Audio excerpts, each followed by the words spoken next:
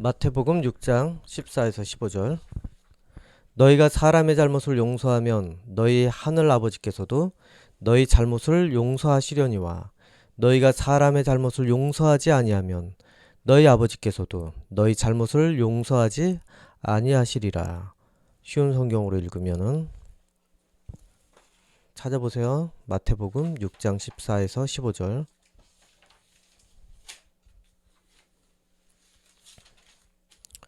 6장 14에서 15절 다 같이 읽겠습니다. 다 같이 시작.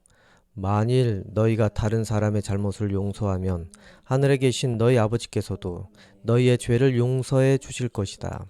그러나 만일 다른 사람을 용서하지 않는다면 너희 아버지께서도 너희들의 잘못을 용서하지 않으실 것이다.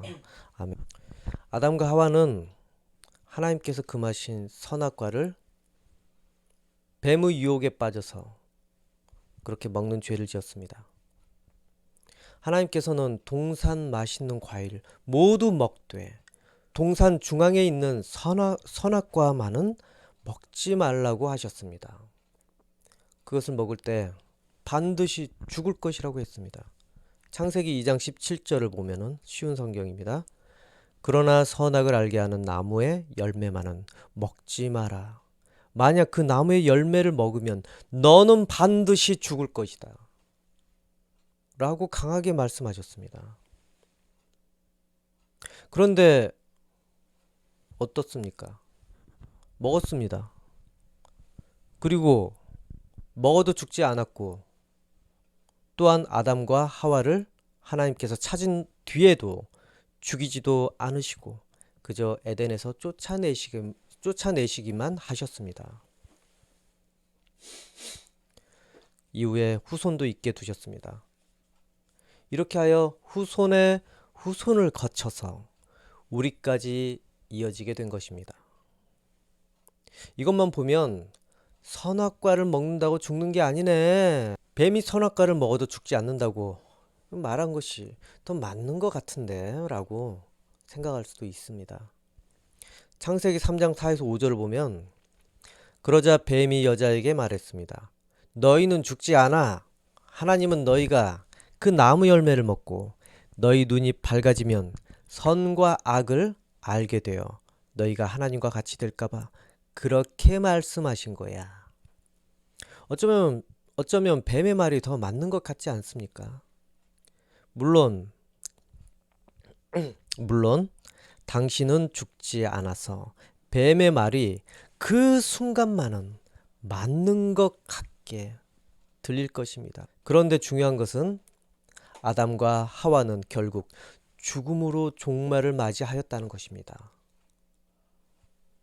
즉 지금 당장은 괜찮다고 그 징벌이 없는 것처럼 보이지만 결국 죄를 지은 대로 그 정해진 대로 그 남은 인생이 심판을 향해 가게 되었다는 것입니다.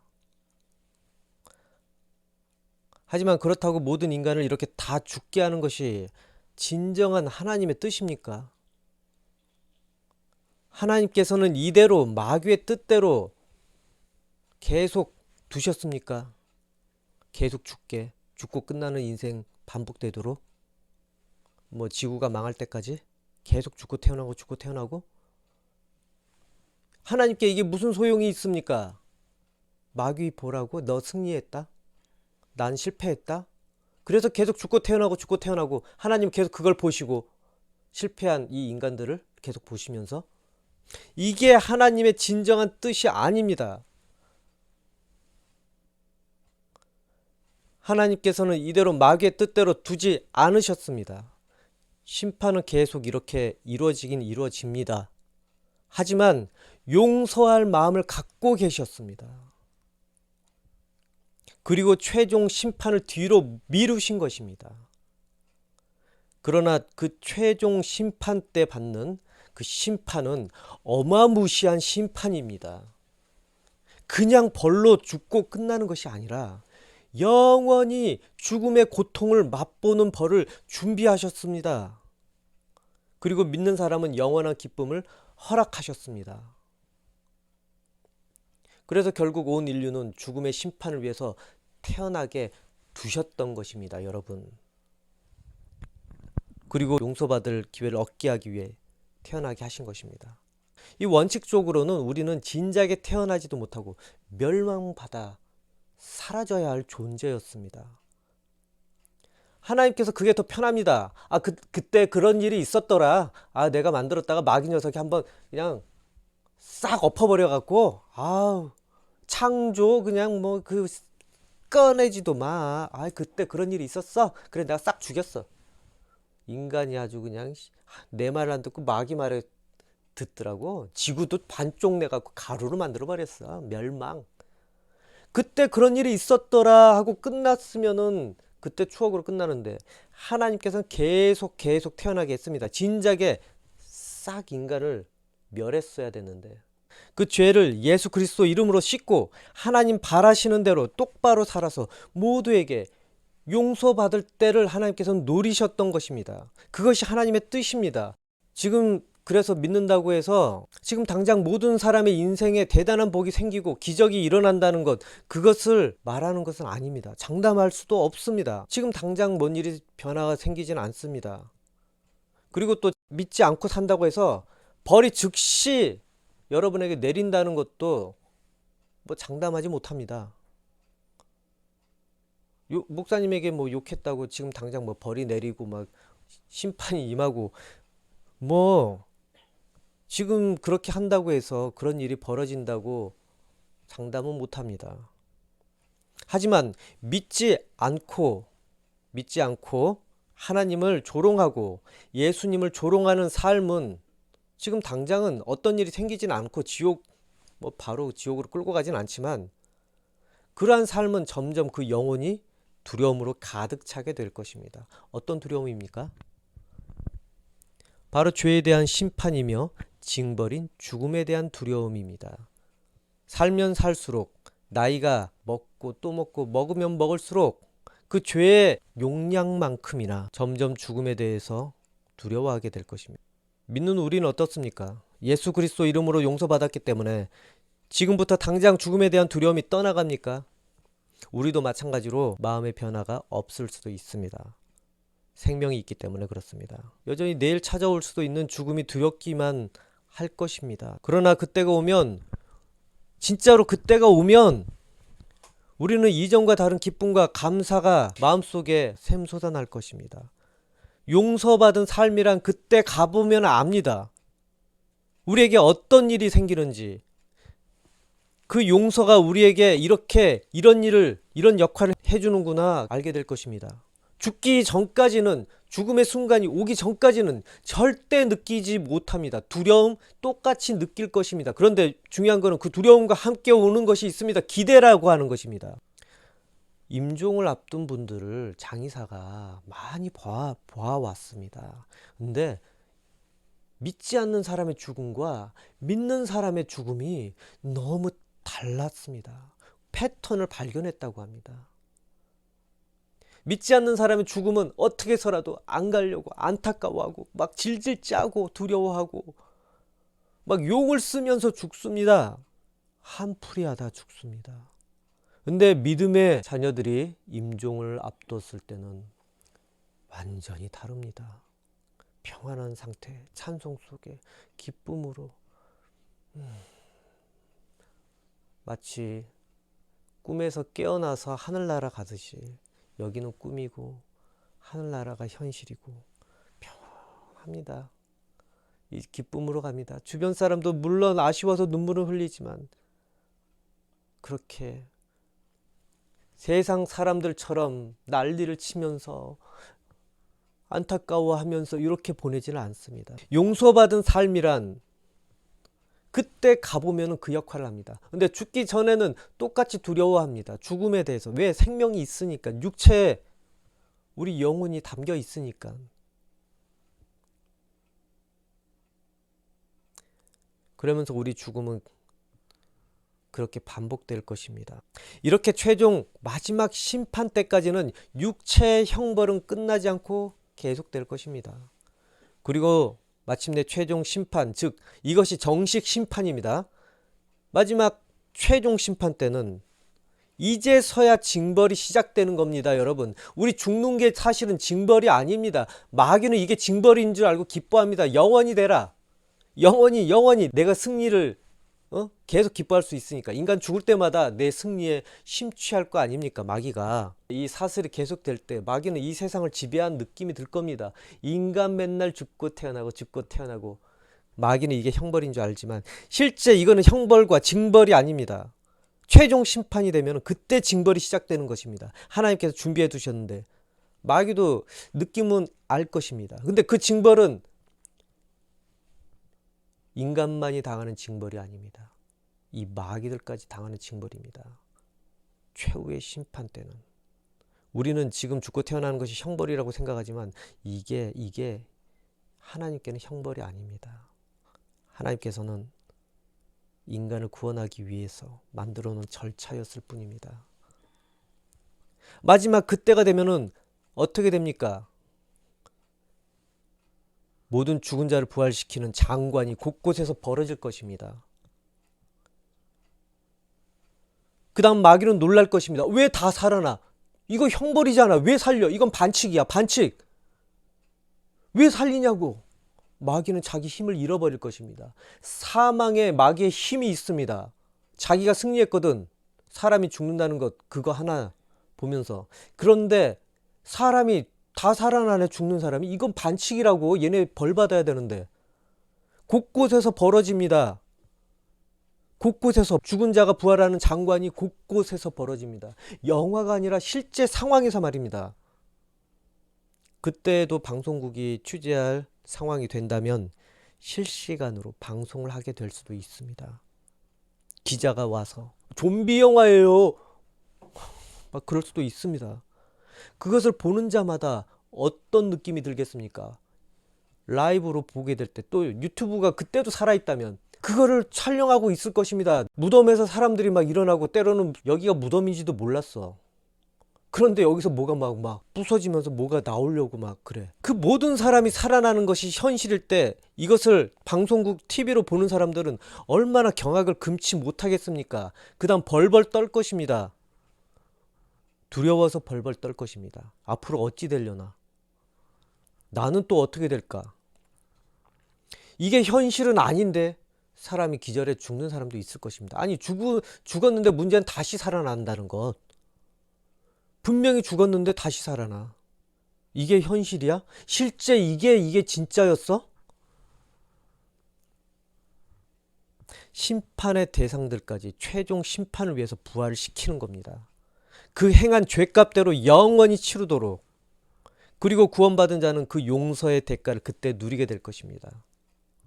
하나님의 용서의 대상이 얼마나 영광스러운지 그때 체험하게 될 것입니다.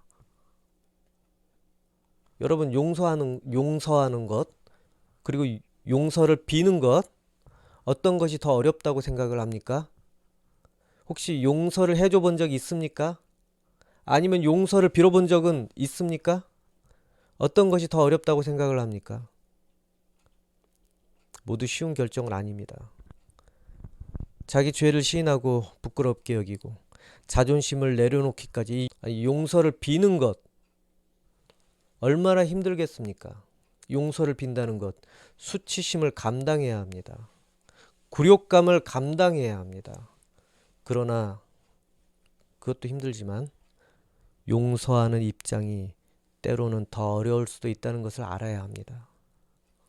한 극단적인 예를 들어보자면 자신 인생을 망친 원수 때문에 인생을 구질구질하게 살았다고 해봅시다. 그 녀석이 나를 사기를 쳐가지고 내 인생이 완전히 구덩이로 처박혔다라고 생각을 해봅시다. 하루하루가 힘들 수도 있습니다. 하루하루 이 왼수 때문에 내 인생이 구질구질해졌는데 어느 날 갑자기 그 원수가 부자가 돼서 여유만만하게 찾아왔다고 생각을 해봅시다. 그 다음에 하는 말이 모든 건 미안해. 내 잘못이야. 필요하면 돈이라도 지불을 할게. 용서해달라면서 필요하면 돈이라도 준다고 그렇게 이야기하면 어떻습니까? 쉽게 용서해 줄 수 있습니까? 그러면서 없던 걸로 해줄 수 있습니까? 뭐 돈 금액에 따라 달라질 수도 있습니다. 그런데 여러분, 그 돈 떨어지고 나면 그 용서라는 마취 효과는 금세 사라질 것입니다. 다시 마음에 그놈의 자식 때문에 인생 망했어. 돈 떨어지면 다시 떠오릅니다. 여러분. 그리고 용서해 준다고 망쳐진 자기 인생이 복구가 되겠습니까? 용서를 비는 사람 입장은 손해볼 게 뭐 있습니까? 예? 자존심밖에 더 있습니까? 자존심 하나 그냥 구기고 난 다음에 용서받고, 그리고 마음의 짐도 덜고. 그러나 용서해주는 입장은 정말 놀라운 결단이 필요합니다. 이전의 아픔을 잊어야 하기 때문에 그렇습니다. 대신 용서를 하는 존재가 얻는 건 뭡니까? 원수와 관계 회복이 되는 겁니다. 그리고 마음의 아픔을 내려놓을 기회를 얻는다는 것입니다. 여러분, 용서하는 거 힘들죠? 하나님께서 우리에게 똑같이 이런 힘든 결단을 내리셨다는 것 잊어서는 안 됩니다. 우리는 왜 용서받아야 하는지조차 모를 수도 있습니다. 이유는 그때를 안 살아봤으니까. 하지만 분명한 사실은 하나님께서는 그때가 어제 일과 같습니다. 예수님 돌아가신 게 바로 2시간 전, 1시간 전의 일과 같습니다. 그리고 더욱 분명한 것은 하나님께서 그것 때문에, 이 인간 때문에 정말 얼마나 고통스러워 하셨는지, 그리고 예수님께서 얼마나 아프셨는지, 물론 우리는 체감이 안 될 수 있습니다. 그래서 이런 사실들을 성경은 우리에게 말해주고 있습니다. 하나님의 심정과 우리의 존재에 대해서 말을 해주고 있습니다. 왜 우리가 지금 계속 죽기 위해 태어나고 있는지 설명해주고 있습니다. 그리고 하나님의 감정이 그때 어떠하셨는지, 예수님의 감정은 또 어떠하셨는지 세세히 성경은 기록해서 우리에게 알려줍니다. 실제 어땠는지 니네는 좀 알아라. 예수님께서 왜 아버지 나를 버리셨어요? 아버지 아파 죽겠어요. 왜 나를 버리셨어요? 이 정도의 극심한 고통과 좌절감과 박탈감까지 느끼셨다는 것입니다. 그러면서 아닙니다. 저 그냥 이대로 나 원래 이거 위해 온 거예요. 받아들이셨다는 것. 성경은 그것을 우리에게 알게 하기 위해서 설명을 다 한 겁니다. 너희 때문에 예수님이 얼마나 심적 고통을 당하고 하나님께서 얼마나 답답하셨는지, 성령께서는 그것을 읽을 때 우리를 느끼게 마음을 열어주실 것입니다. 하나님께서는 어떤 마음이신지 성령께서는 그런데 계속 느끼게 해주려고 합니다. 그 용서를 위해서 하나님께서는 장기적으로 준비하신 것입니다. 그리고 소중한 것이 무엇인지 절대 안 가르쳐 줍니다. 예수님께서 오시기 전에 예언만 합니다. 두리뭉실하게. 그러면서까지 용서하려는 의지를 하나님께서 보이셨습니다. 그분이 예수님입니다. 그리고 그 아들은 어떻습니까? 십자가를 지라는 아버지의 뜻을 따라서 용서의 제물이 되기로 결심하셨습니다. 그리고 순종하셨습니다. 여러분 자신의 소중한 것을 잃어가면서 누군가 용서하라면 여러분 순종할 수 있습니까? 예? 할 수 있습니까? 그것은 아무리 이해하려고 해도, 아무리 설명하려고 해도 뭐 어떻다 표현이 되지 않을 것입니다. 이런 힘든 일이 바로 하나님께서 우리에게 하신 일입니다. 모두 태어나면서부터 하나님 믿는 사람은 없습니다. 다 죄인입니다. 기본으로 하나님과 다 원수된 모습으로 이 땅에 태어나서 살아가게 됩니다. 때로는 진짜로 극단적으로 하나님 원수가 있기도 합니다. 우상에게 절하고 범죄자이고, 이처럼 진짜 극단적으로 하나님과 원수처럼 살던 자, 그런 자들조차도 예수님을 통해 거듭나기 시작하면 용서하시고 천국을 허락하십니다. 하나님께서는 예수님을 바쳐가면서 우리를 용서하시고 천국까지 허락하셨습니다. 이거는 말이 안 됩니다. 이거는 우리 인간 사회도 말이 안 됩니다. 그런데 그 왼수 같은 사람들조차도 천국을 보내줍니다. 용서를 해주십니다. 이렇게까지 받아들이는 이유는 하나님께서 그분께서 만드신 사람을 너무 사랑하셨기 때문에 그렇습니다. 사랑을 할 때는 이해하기 어려웠던 것도 가능하게 되는 것입니다. 우리가 예수님을 받아들이고 믿을 때, 그리고 그것에 순종하며 살아갈 때 우리에게 사랑의 감정을 하나님께서는 강하게 느끼십니다. 그러나 끝내 복음을 거부하고 예수님을 믿는다고 하면서 하나님께 사기 쳐먹으면서 불순종할 때는 원래 그 모습 그대로 진노의 결말을 맞이하게 만드실 것입니다. 예수님을 믿는다고 하면서 불순종할 때 정말 더 많이 화를 내실 겁니다. 알고 지은 죄이기 때문에. 원래 우리 인간은 모두 심판의 대상이었습니다. 누군가 구해주지 않으면 그대로 징벌을 받는 것이 현실이었습니다. 그 중에 지금 여러분을 부르신 것, 그것을 잊으면 안 됩니다. 여러분, 죽는 게 전부가 아닙니다. 네? 아까 설명했듯이. 오늘 성경 본문은 참으로 우리 모두 마음에 어려움을 주는 구절이 되기도 합니다. 용서해 줄 수 있는지. 용서해 주는 게 쉽지 않습니다. 그러나 그것은 하나님을 닮았다는 증거가 됩니다. 그것을 통해서 우리가 하나님의 자녀인지 시험받게 되는 것입니다. 그 자녀는 부모를 닮게 되어 있습니다. 그 형상을 닮게 되어 있습니다. 대부분 용서라는 단어를 떠올리면은 다들 자신이 용서해주는 존재로만 생각하게 될 겁니다. 그래서 용서라는 단어가 부담이 되고 거부감이 들 수도 있습니다. 억울해! 내가 왜 용서를 해줘야 돼? 억울하다고. 허씨. 부담이 됩니다. 왜? 자기가 해줘야 되는 걸로만 생각하니까. 용서라는 단어에. 여러분 자신을 마음속 깊이 생각해 보십시오. 내가 잘못한 것까지 남 탓하는 습관 가지지 않았는지. 사람들은 훈련받고 인격이 성장하고 나서야 이제 자신을 반성하게 됩니다. 그렇지 못하면 모두 자기 부족함을 모르고 남 탓하느라고 자신이 피해자인 양 착각하게 됩니다. 그래서 용서라고 하면 자신이 해주는 단어로만 떠올리게 될 수도 있습니다. 그러나 믿는 우리는 반대 개념으로 생각을 해봐야 됩니다. 내가 용서를 받아야 하는 존재로 자신을 먼저 생각을 해야 합니다. 어쩌면 내 자신이 잘못을 회피하고 정당화해서 살고 있지는 않나. 그렇게 살고 있지는 않았나. 또는 기억조차 못하는 잘못이 있는지 우선 생각을 해야 합니다.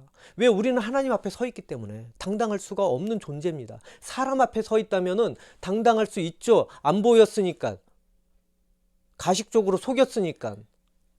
하지만 우리는 사람 앞에서만 사는 존재가 아닙니다. 하나님과 성령과 함께 살고 있습니다. 그렇기 때문에 우리는 정당화하는 것은 죄가 되어버립니다. 그래서 우리는 늘 혹시라도 내가 기억 못하는 잘못을 저지르지 않았나 우선 생각을 해야 합니다. 그래서 용서받는 존재로 우선 자기를 생각해야 합니다. 이것이 십자가를 지는 마음가짐입니다. 대부분 죄가 겉으로 드러나지 않는다면 잊고 살려고 합니다. 세상 사람들은. 그런데 우리도 그걸 닮아서 그러려고 합니다. 하나님께도 떳떳합니다. 우리가 그거 자꾸 닮아가면은. 그래서 자기 자아가 떳떳한 것으로 착각하고 다른 사람이 자신에게 지은 잘못에만 집중하면서 살아가게 될 것입니다. 하지만 마찬가지로 상대도 그렇게 여러분을 똑같은 입장에 서서 생각하고 대하고 있다는 거 잊지 마십시오. 그래서 여러분이 기억나지 않는 잘못을 기억하고 떠올려 줄 것입니다. 상대가 와서. 이 마귀는 심판대에 선 여러분 얼마나 정죄하는지 압니까? 얜 맨날 마귀 탓이야. 나 안 했어요 하나님. 지가 욕망이 사로잡혀서 한 거예요. 보십시오. 야, 스크린 띄워봐. 아 왜 내가 일이 다 짊어져야 되나 마귀라는 이유로? 야 스크린 띄워봐. 얘 보십시오. 얘. 나 옆에 있었죠? 아 스크린은 마귀가 다 보일 겁니다. 나 아무 짓도 안 했어요? 얘가 욕망이 사로잡혀갖고 지가 난리친 거예요? 마귀는 심판대에서 여러분을 하나님 앞에서 그렇게 정죄하게 될 겁니다. 하나님께 어떤 죄를 지었는지 낱낱이 밝혀서 까발릴 것입니다. 기억조차 안 났는데, 죄라는 인식조차 못했는데 여러 가지 죄를 심판대에 세워 부끄러움 당하게 할 것입니다.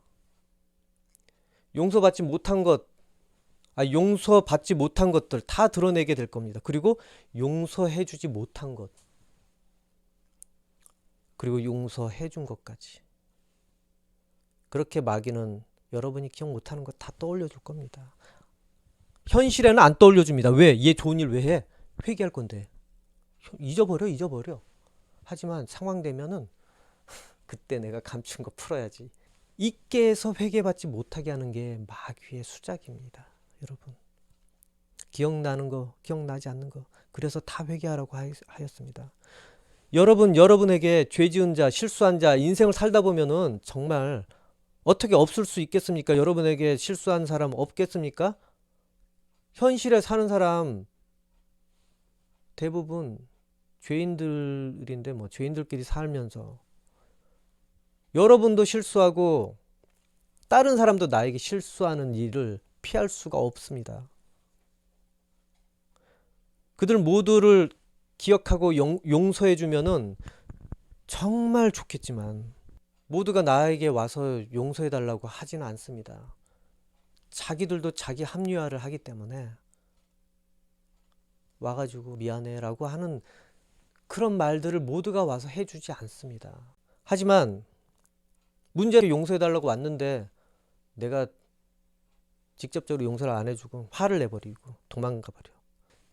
그런데 하나님께서는 다 기억합니다. 여러분이 미움에 가득 차서 용서를 안 해주고 있을 때 여러분 죄도 용서를 안 하겠다는 겁니다. 더 큰 빚을 탕감받았는데 그거 하나만으로도 우리는 모든 것을 용서하고 또 남을 수 있는 건데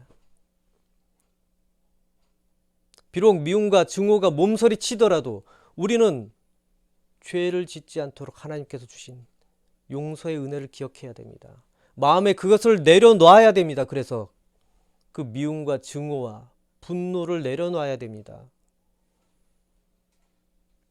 얘 때문에 인생 망했다는 것, 자질구레한 거 말고 여러분 늘 마음속에 있는 거 있지 않습니까? 상대가 설령 용서를 구하지 않더라도 그 몫은 나와 상관이 없습니다. 그것은 상대가 용서를 구하지 않는 몫으로 남을 것입니다. 그리고 하나님께서 그거를 판단을 해 주시는 겁니다. 우리는 세상 사람과 이렇게 수없이 대면하면서 얘 때문에 힘들어, 얘 때문에 내가 당했어. 우리는 앞에 있는 상대만 보면서 살겠지만은 세상을 보면서 어떻게 해줘야 되는지 그것만 고민하고 살지만은 사실은 하나님과 자신의 관계를 확인시키기 위해서 지금 살게 하고 있다는 거 알아야 됩니다. 내가 어떤 존재인지 확인 작업에 들어가고 있는 겁니다. 인생이라는 게 구원시킬까 말까. 여러분 잘 생각하십시오. 여러분은 세상 사람과 지금 대면하고 사는 것 같지만 하나님과의 관계를 확인시키기 위해서 지금 살고 있다는 거 이해합니까? 안 돼요? 돼요, 안 돼요? 세상에 던져놓고 용서하기 위해서 내보낸 거라는 것 잊지 마십시오. 하나님과의 관계를 확인시키기 위해서 살고 있습니다. 누구를 만나든지 그러니 하나님의 자녀를 확인시켜주기 위해 살고 있다는 것입니다. 하나님의 자녀인지 아닌지 누구를 만나든지 나 닮은 짓 하네. 너 집 내가 준비했다. 와 아들 방 만들어야지 천국에. 그거 확인해 보려고 보낸 겁니다. 친자 확인하지 않습니까? 나중에 무슨 얘가 내 자식인지 아닌지 확인해 보려고. 친자 확인, 유전자 검사. 이 세상이 바로 지금 그거랑 똑같다 이 얘기입니다. 우리를 그리고 또 도구 삼아서 하나님의 일을 하게 하신 겁니다. 야, 용서 잔치다. 가서 애들 구원해라 빨리. 복음 전하고. 이렇게 하나님 닮은 자들 하나하나 늘어갈 때 하나님은 모두 도구의 역할을 만들어서 그물처럼 서로 연합되게 하셨어. 하나님의 자녀를 수확하게 됩니다. 마지막 그날에 심판당하지 않게 하기 위해서 하나라도 건져가지고 내 자녀 삼으려고